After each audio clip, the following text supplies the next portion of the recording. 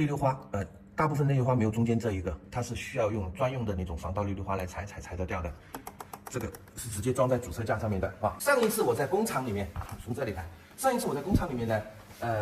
看上一版车的时候，我就发现一个问题，这个车它的预载在这里调，这里是调预载的，这个位置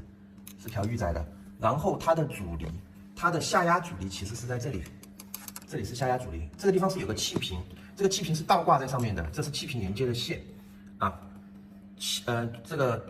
怎么说呢？主油路在这里，然后通过一根线外挂出来，其实跟我们那个气瓶是一个结构，但是它通过线把它外挂出来，为了考虑这个空间的问题，这个是它的下压阻力。下压阻力如果是我们平时伸手进去的话，为了方便拍摄哈，我不知道这个收音能不能听到，我们安静一点听一下。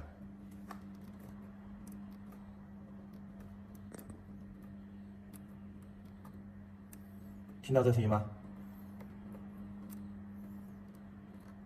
好，它这个是有段位的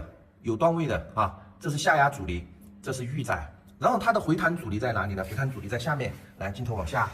看，看到没有？就是这个位置，对，这里就是调你的回弹阻力的啊，所以这个减震它的配置是 OK 的，下压阻力、回弹阻力和预载可调都有的。好，再来看它的大小飞，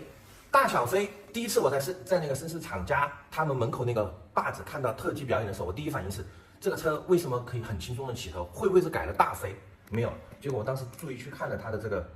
大飞小飞，它标配是48+16的大小飞，所以原厂的这个扭力其实是完全够了的，48T525哈。然后它的链条，这个链条是油封链，是采用的日本 RK 的油封链。这个系列应该买不到，应该是供厂家的，这是 RK 的啊，这里 RK 的 logo 能看到吗？好，这是 RK 的啊。好，然后整个它的这一次的配置呢，前后轮毂它是采用的这种辐条式的真空轮毂，这个结构其实跟宝马的那个中空辐条胎的结构是差不太多的，并且它的减震器它的轮胎这一次是用了米其林的这个系列就是兼顾非铺装一部分和大部分的铺装路面，也就是说你用来跑长途是 OK 的，你要去泥沙地去封一封野一野，简简单单的是可以的，高强度的那种不行哈，高强度一定是大齿的，但是大齿的一定兼顾不了你公路上面的使用。屁股后面，绅士这台车屁股后面是做了一个这个雷达的设计，这是它的雷达的控制单元这应该是它的感应器吧，控制单元在里面的，这是它的一个感应器。当后面快速的有东西靠近的时候，如果在正面，你的右边的后视镜就会闪，上面有个灯会闪；如果在左边的后视镜会闪这是它的控制器，往上走，然后它的尾架不会是铁的尾架，这次尾架是铝合金的，这是比较粗壮的一个铝合金铸造件放在上面的。以往大家是用相对比较细的一些什么钢条来做的，铁条来做的，这个强度是 OK 的。包括这些地方，它同样是用到了这种防盗的这种内溜花螺丝，这两个点好，往前走，这个地方我们在考虑这个车的一个实用性的时候，我们会考虑到这个车会不会加装一个什么？加装一个后挡离。其实在这台车上面，后挡离我个人觉得没有太大的作用，但是这一块是非常有作用的。这一块的作用是什么？这一块的作用就是当你后轮在转动的时候，甩的离它要往前甩。如果没有这一块，你的前减震器在前面就会非常的危险的。现在有了这一块，你的减震器实际上是不会被离甩到的这个角度是全部给你保护好了的。好，包括像铝件，这台车是大量的使用了铝件的。为什么我要在这里给大家强调这台车的铝件？因为这台车它的最大的卖点，除了它是一台国产的3缸发动机第一台，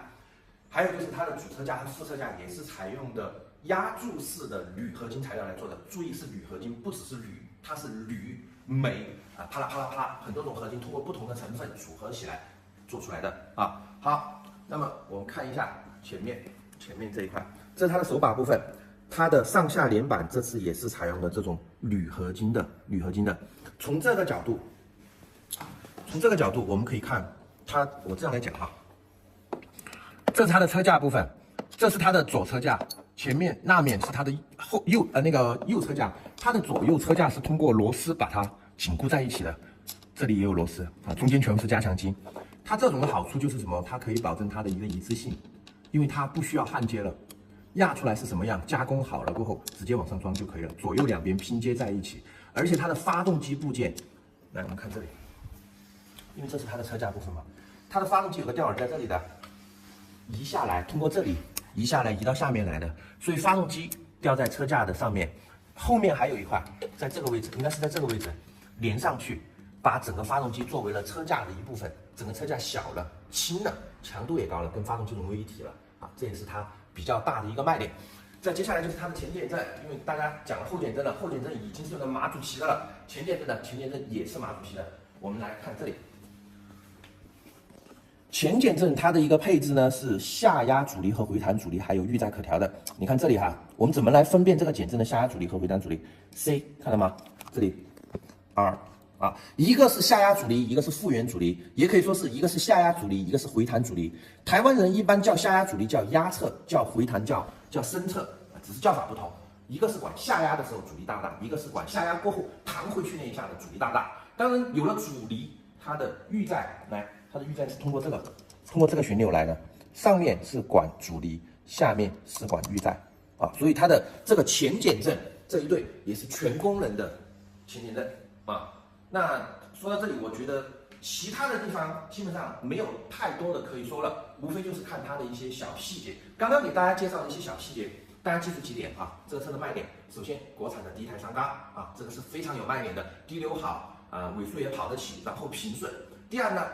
绅士这次是做了铝合金的主副车架，包括后摇臂啊，这个是非常减重，也是加分项的。第三呢，就是前后减震，这是这台车的前后减震是用了可调的一个设计在里面啊，马主旗给它做的下压、回弹、预载全部可调。然后还有就是加上了雷达，比较漂亮的手把开关啊，一些加分项，这些全部都是加分项。好，剩下来还有一些其他的细节，我们留到下一次我们在行驶的过程当中，如果发现了问题或者发现了一些好用的地方，我们一块儿分享给大家。今天就给大家讲到这里，如果喜欢我的视频的话，点个关注。我们接下来把这个车全部当然试驾车等大家都试驾完了过后，把它全部打散，全部拆一遍，给大家看一下这个里面的卖点。